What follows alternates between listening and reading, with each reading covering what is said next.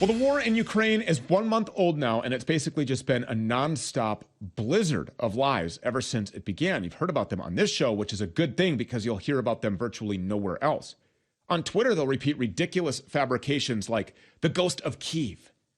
On CNN, they'll simultaneously tell you lies. They'll say that the Russian troops are being humiliated in Ukraine, but we need to fight them because Vladimir Putin is trying to conquer all of Europe.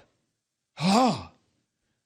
In the Washington Post, they'll tell you total lies about the causes of this war. They'll say that this war happened because Vladimir Putin just woke up one day and decided to go and be a supervillain. They'll say it has nothing to do with NATO expansion, when obviously it has everything to do with NATO expansion. In the New York Times, they'll tell you lies about the Azov Battalion. The Azov Battalion, by the way, are literal neo-Nazi war criminals, but now they're our trusted allies.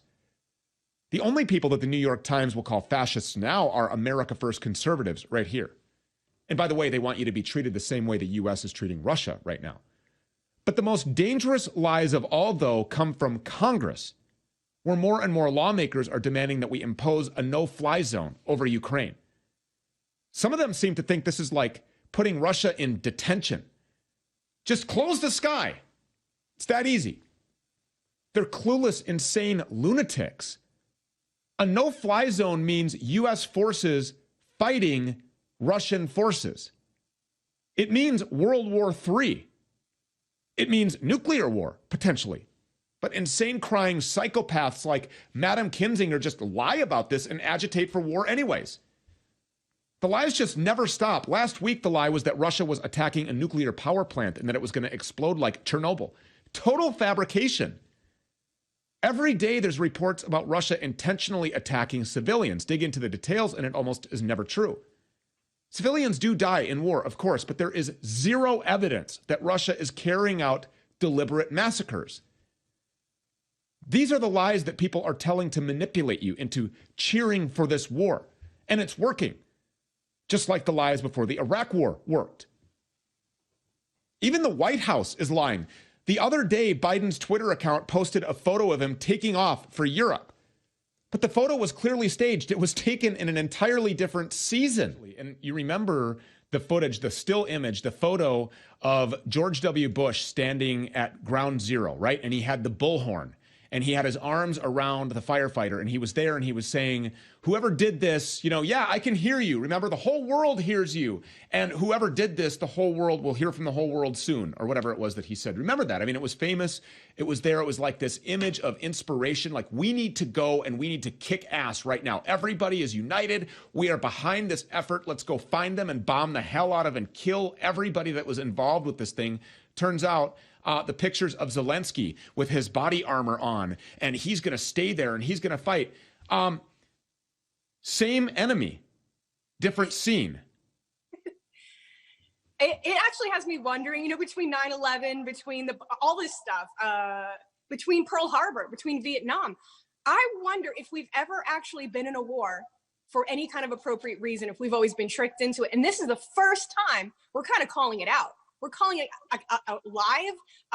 And I think this is why we're censored so bad, because, they're getting caught. They can't just do this anymore. Someone's going to catch it. They're going to post it. And as much as you suppress it, as much as you hit it with fake fact checkers, it's going to get out. It's going to upset the people, and it's going to make them question everything. I think they're damaging themselves with this. I really do. After this maternity ward was allegedly bombed, which now we find out was actually evacuated by these Azov Battalion neo-Nazis like 5 days beforehand, and that there was nobody in there actually, but then yet we see this woman on a stretcher, right? And then later we see her in some completely different rubble, standing there, or at a different time, maybe it was beforehand. And then you come to find out that she's this Instagram model and that all of this is completely fake. We see explosions taking place on the Fox News channel. They're just relentlessly on a repeat playing this massive explosion. Come to find out that was an explosion from China from years ago.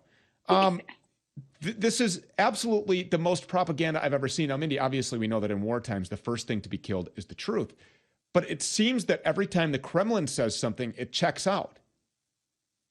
It does. And the first thing they did was they banned RT. You could find RT on Gab. You could find it pretty much, you have to search for it. And I'm like, this is weird. Okay, I've already caught the Ukrainian government and our news and our government lying about what's happening in Ukraine. And now I'm not allowed to check, oppositional research.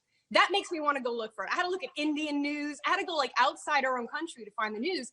And I'm sorry, but we're in the wrong here. And then you find these bio labs that aren't supposed to be there. And now you understand why the deep state, the media, the same people are all in lockstep. And when they're in lockstep about a narrative, you've got to check it out. I don't care whose other side I'm defending. I can't believe I'm defending Putin half the time, but I hope he levels those bio labs. They're dangerous. I'm waiting for Putin to, yeah, I know. I'm just waiting for him to initiate his heat-seeking missile strike into Davos, actually, right now. But, you know, listen, the Hunter Biden connection, Burisma, these bioweapons labs. We know that Burisma was a fake energy company. Hunter Biden knew nothing about energy. The $14 billion that was sent from the Biden White House, from the taxpayers, from you and I, over to Ukraine was not to aid Ukraine. It was hush money to keep him quiet so that he wouldn't give up the dirt about what he and Hunter Biden were involved with in Ukraine. Well, doesn't it make sense why they're doing this fake news? Like last month, no one even understood why we would defend Ukraine. We weren't defending our own southern border. We're broke. We're in this economic crisis. No one wanted to go. Now you get this news pumped up and oh, look at that giant cover up. And it's all the same people involved. It's McCain, it's Lindsey Graham, it's Biden, it's Hunter. It's every scumbag in our government's involved. And they are literally trying to start a nuclear war to cover up what they did there. It's one of the most vile things that I think to ever happened in my lifetime. I thought COVID was bad. I thought them just trying to kill us with the vaccine and this cold was pretty evil. But here we are. You know, it's Wuhan 2.0. It's just a different story. And anytime you see Klaus Schwab and George Soros and the Rockefellers and the Rothschilds all instigating against Putin, that tells me that Putin actually is more than likely my friend. Mindy Robinson, thank you so much for being here. We appreciate it. Thank you. Great journalistic integrity right there. And find her over on BitChute, exposing all of the lies. If you can keep up. And show them to your neighbor, by the way, who has the Ukrainian flag in her front yard. Oh, Nancy. Got to wake her up.